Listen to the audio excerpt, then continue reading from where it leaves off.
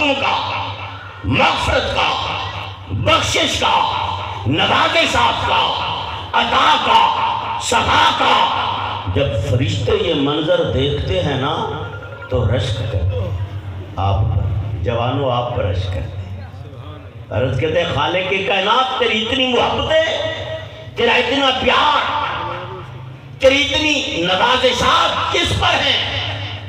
اللہ تعالیٰ فرماتے ہیں آج کی رات مجھے یاد کرنے والوں کے لیے، آج کی رات میرے لیے، میری رضا کے لیے، میری محبت میں نیندیں قربان کرنے والوں کے لیے۔ فرشتے عرض کرتے ہیں خالق کائنات یقیناً ہم اتنی تیری محبت کے حقدار تو نہیں ہو سکتے، لیکن ہمارا جی چاہتا ہے، ہمارا دل کرتا ہے کہ اگر مولا آج ہمیں اجازت مل جائے ہم جا کے ان خوش نصیب لوگوں کی زیارت کر سکیں جن پر تیری اتنی محبت کی برسات ہو رہی۔ رب کعبہ فرماتا ہے فرشتوں آج تمہیں کھلی اجازت ہے، لیلۃ القدر ہو یا شب برات ہو، نصف شعبان ہو، فرشتے جوک در جوک، جماعت در جماعت زمین پر نازل ہوتے ہیں، اتر آتے ہیں اور جاگنے والوں کی زیارت کرتے ہیں، اور جاگنے والوں سے مصافحہ کرتے ہیں، اور جاگنے والوں کو خوشخبریاں دیتے ہیں اور بشارتیں دیتے ہیں، اور جاگنے والوں کو محبتوں کے پیغام دیتے ہیں۔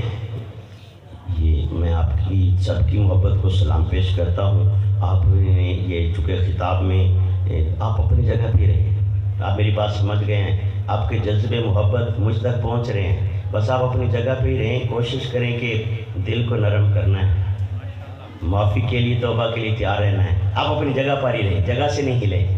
اللہ تعالیٰ آپ کی ساری جذبے، ساری محبتیں، سارا ذوق شوق اللہ تعالیٰ دیکھ رہا ہے۔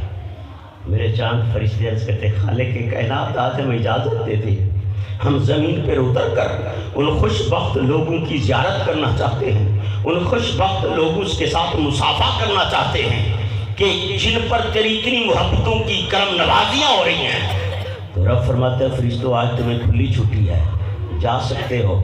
فرشتے اترتے ہیں، زیارت کرتے ہیں آپ لوگوں کی اور خوشی کا اظہار کرتے ہیں، اور اللہ تعالیٰ کی بارگاہ میں شکرانے کے طور پر عرض کرتے ہیں اللہم الجوم لنا عیدن، اے رب کعبہ آج تو ہماری عید ہو گئی کہ تو جو اتنی اپنی محبتوں کی برسات فرما رہے ہیں نا، جن پر تیری محبتیں نازل ہو رہی ہیں ہم ان کی زیارت کر رہے ہیں۔ جس طرح ہماری نسل انسانیت کی اور مسلمانوں کی دو عیدیں عید الفطر اور عید الاضحیٰ، میرے چاند میرے ویر فرشتوں کی دو عیدیں لیلۃ القدر اور شب برات نصف شعبان ہیں۔ جب وہ آپ آ کر آپ کی زیارت کرتے ہیں، اور اس رات میں اب خاص بات ہے، اس رات میں ارواح انبیاء گشت فرماتی ہیں، اللہ تعالیٰ کی دی ہوئی طاقت، خود سیدنا خضر علیہ السلام روئے زمین پر گشت فرماتے ہیں، اللہ تعالیٰ کے مقرب فرشتے، جیسا کہ قرآن کریم میں ہے اِذَا أَنزَلْنَاهُ فِي لَيْلَةِ الْقَدْرِ وَمَا أَدْرَاكَ مَا لَيْلَةُ الْقَدْرِ لَيْلَةُ الْقَدْرِ خَيْرٌ مِّنْ أَلْفِ شَهْرٍ تَنَزَّلُ الْمَلَائِكَةُ، فرشتوں کا نزول ہوتا ہے، لامحدود فرشتوں کا نزول ہوتا ہے، اور روحوں کا نزول ہوتا ہے، والروح، اور روحوں کا، روح الامین کا نزول ہوتا ہے، اور ارواح انبیاء اور خود سیدنا خضر علیہ السلام روئے زمین پر گشت فرماتے ہیں، اور جہاں کوئی اللہ تعالیٰ کی عبادت کر رہا ہو، کہ ذکر تسبیح استغفار کر رہا ہو، جہاں کوئی تلاوت کر رہا ہو، صلاۃ و تسبیح پڑھ رہا ہو، وہاں سے ان کا گزر ہوتا ہے، اور ان کو مبارکبادیاں ہوتی ہیں، اور کئیوں سے حسینہ خضر علیہ السلام مصافحہ فرماتے ہیں۔ بس جب کسی ایسی ہستی، کسی ایسی روحانی شخصیت، عظیم ہستی کا گزر ہوتا ہے نا، تو میرے چاند وہی لمحے ہوتے ہیں کہ دل تڑپ جاتا ہے، آنکھ پھڑک جاتی ہے، سخت دل نرم ہو جاتا ہے، اور بے ساختہ آنسو ٹپکنے لگتے ہیں۔ بس یہی وہ گھڑیاں ہوتی ہیں جب ایک رکت امیز حضور غوث الثقلین محبوب سبحانی قطب ربانی قندیل نورانی سیدنا حضرت عبدالقادر جیلانی غنیت الطالبین میں لکھتے ہیں کہ یہ جو رکت امیز لمحے ہیں، جب یہ کیفیت طاری ہوتی ہے، یہی وہ لمحے ہوتے ہیں انسان کے من کے اندر ایک انقلاب برپا ہو جاتا ہے۔ یہی وہ توبہ کی قبولیت کی نشانی ہوتی ہے، یہی وہ بشارت ہوتی ہے۔ انسان زندگی کے پچھلے جرم جرائم سے معافی مانگ چکا ہوتا ہے، رب کے محبوب بندوں کی لسٹ میں شامل ہو چکا ہوتا ہے، اور آنے والی زندگی میں استقامت کی دہلیز پر وہ قدم رکھ چکا ہوتا ہے۔ تو میرے چاند، آج کی رات بڑی رات ہے، معافی کی رات ہے، توبہ کی رات ہے، اور مالک اتنا کریم ہے، اس نے کچھ بھی مطالبہ نہیں کیا۔ وہ فرماتا ہے بس تو ایک آنسو بہانا تیرا کام ہے، زندگی بھر کے گناہ مٹانا میرا کام۔ یا ایھا الذین آمنوا توبوا الی اللہ توبۃ نصوحا، فرمایا ایمان والو آؤ توبۃ نصوحا کر لو۔ توبہ کیا ہے؟ پچھلے گناہوں کا اعتراف کر کے اللہ تعالیٰ سے معافی مانگنے اور آئندہ ان گناہوں سے بچنے کا نام توبہ ہے۔ اور پھر استقامت پر رہنا۔ توبہ کے کئی درجے ہیں۔ پہلا درجہ یہ ہے کہ گناہوں سے کنارہ کش ہو جانا، گناہوں کو چھوڑ دینا، جہنم سے نجات پانا۔ پھر اگلا درجہ یہ ہے نیکیاں کرنا اور جنت کا حقدار ہو جانا۔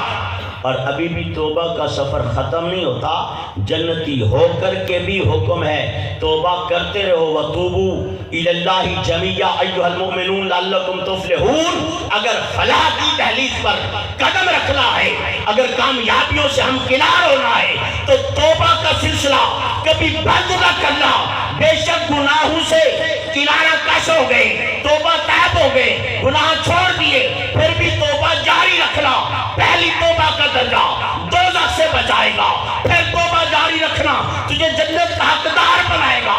جنت کا حقدار ہونے کے بعد بھی توبہ جاری رکھنا، اگلی توبہ تجھے خود جنت والے سے ملائے گی۔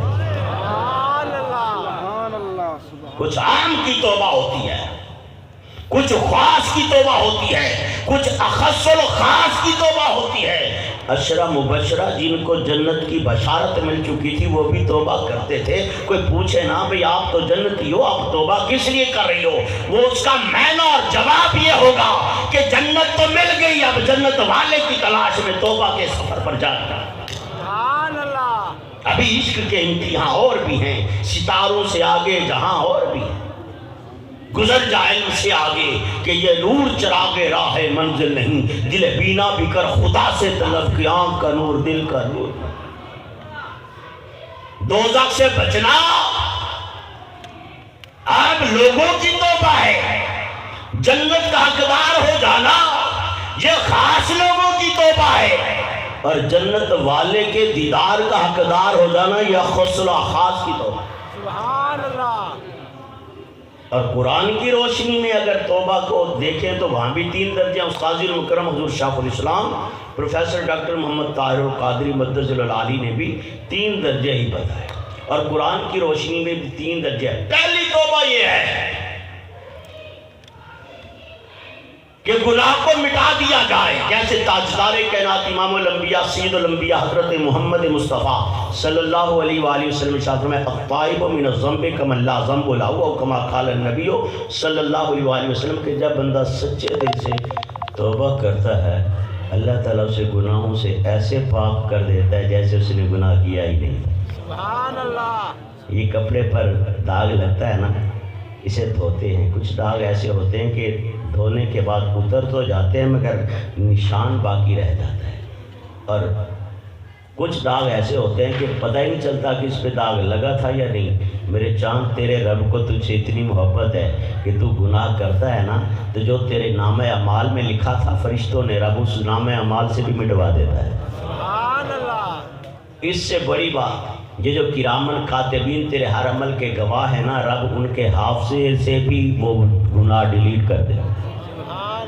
فرشتوں کی میموری سے، ڈیٹا سے، فرشتوں کے سارے ڈرائیو سے اس کو ڈیلیٹ کر دیا جاتا ہے۔ کیوں؟ اس لیے رب فرماتا ہے فرشتوں بندہ گناہگار ضرور تھا، خطا کار ضرور تھا، نالائق نکما غافل ضرور تھا، سیاہ کار ضرور تھا، مگر رات کے اندھیروں میں چپکے اس نے توبہ کر لیا، میرا محبوب بن گیا ہے، چونکہ تم میرے بندے کے رازدار تھے، اس کے اعمال کو جانتے تھے۔ فرشتوں آپ اسے کل والا نہ سمجھنا، یہ آج والا ہے، میں نے تمہارے حافظے سے بھی وہ گناہ ڈیلیٹ کر، وہ اتنا کریم ہے۔